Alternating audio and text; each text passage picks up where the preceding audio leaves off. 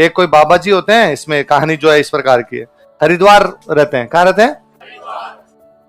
सुबह सुबह डेली जल्दी उठते हैं और गंगा जी में एकदम उल्टी दिशा में खड़े हो। भाई गंगा जी इधर से आ रहे हैं तो इधर सामने खड़े होंगे और सामने खड़े होकर नहाते हैं, नंग धड़ंग एकदम। एक पत्रकार कोई उनको नोटिस करता है, तो पत्रकार देखता है कि यार यार सर्दी के महीने में दिसंबर जनवरी की ठंड और बर्फ जैसा पानी, और महाराज उसमें एकदम नंग धड़ंग जाके नहाते हैं। उसको यूं महाराज थोड़े ठीक लगे, तो महाराज के पास गए। उसने महाराज से कहा, महाराज ये इस ठंडे पानी में जाके नहाते हो, डर नहीं लगता क्या? महाराज ने कहा, डर किस बात का? मर जाओ, अंदर ही रह जाओ, हर हर गंगे बोलो, हर हर ही बोला जाए, गंगे बोला ही नहीं जाए, उससे पहले काम है जाओ इस पानी के अंदर ही। महाराज ने उसको कहा कि डर, भय, काम, क्रोध, मोह, माया, लोभ, लालच, इनसे बहुत ऊपर हूं मैं। महाराज पत्रकार को बड़ा सही आदमी लगे। अब पत्रकार उनको डेली फॉलो करता, डेली उनसे बातचीत करता। एक दिन महाराज ने पत्रकार कहा, इधर तेरे को एक कहानी सुनाता हूं। महाराज ने कहा, किसी गांव में दो भाई थे, उनके माता पिता की मृत्यु हो गई थी। बड़े भाई की शादी हो रखी थी, छोटा भाई पढ़ता था। बड़े भाई की एक इच्छा थी कि छोटे भाई को नौकरी लगाना है, इसलिए बड़ा भाई मेहनत मजदूरी करता, अपना घर चलाते।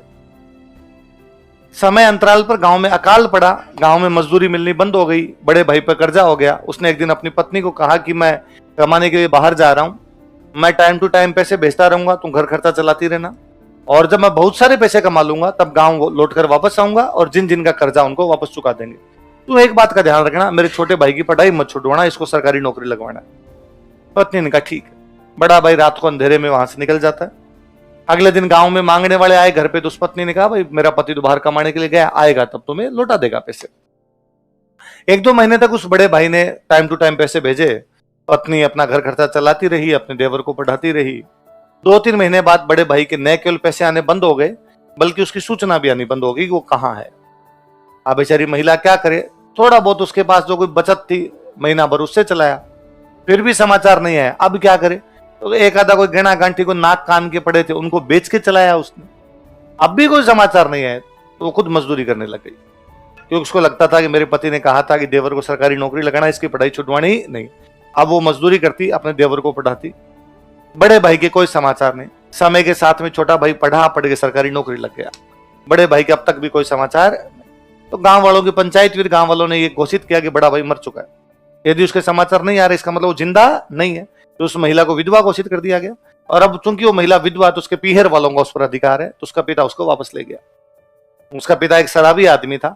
एक दिन वो महिला देखती है कि उसका पिता एक सेठ से बातचीत कर रहा है कि मैं मेरी बेटी तेरे को बेच दूंगा और तू मेरे को 50,000 रुपए दे दे। वो महिला सोचती है कि यहाँ तो मुझे भाई बेचने की बात की जा रही है, ये सेठ मुझे लेके जाएगा, घर के काम करवाएंगे लोग मेरे से।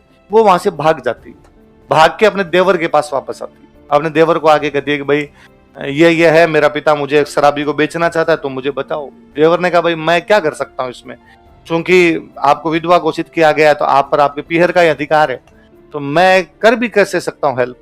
उस महिला ने कहा कि गांव की कल्चर ये कहती है कि पति की डेथ हो जाए तो देवर से शादी हो सकती है, गांव में करते हैं, नाता बहुत नॉर्मल सी है, चूड़ा पहनना जिसको कहते हैं। तुम मेरे से शादी कर लो, और तुम मेरे से शादी कर लोगे तो फिर तुम मेरे पति हो, फिर तुम्हारा अधिकार है, फिर मुझे बेच नहीं पाएगा।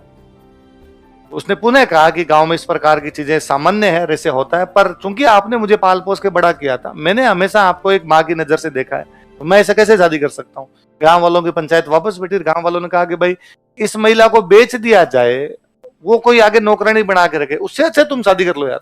तो वो दोनों आपस में शादी कर लेते हैं, उनके बच्चे हो जाते हैं, हंसी खुशी उनकी जीवन व्यतीत हो रहा था। एक दिन बड़ा भाई वापस लौटता है, बहुत सारे रुपए लेके, बहुत धनवान होकर वापस आता है।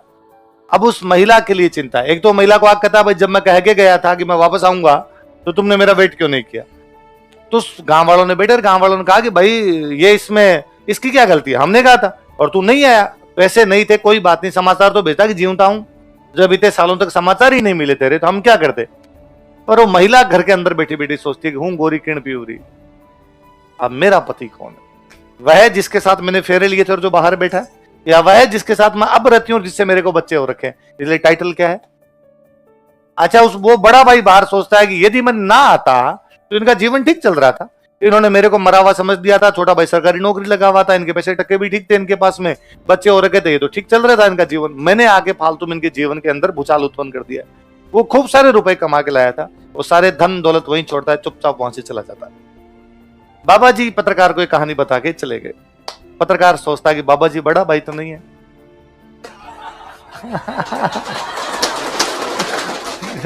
क्योंकि बाबा जी ने पहले क्या कहा था कि डर, क्रोध, मोह, माया, भय, लोभ, लालच, इन सब से तो मैं ऊपर उठा हुआ हूं। तो ऊपर आदमी तभी उठ पाता है जब इस प्रकार की बात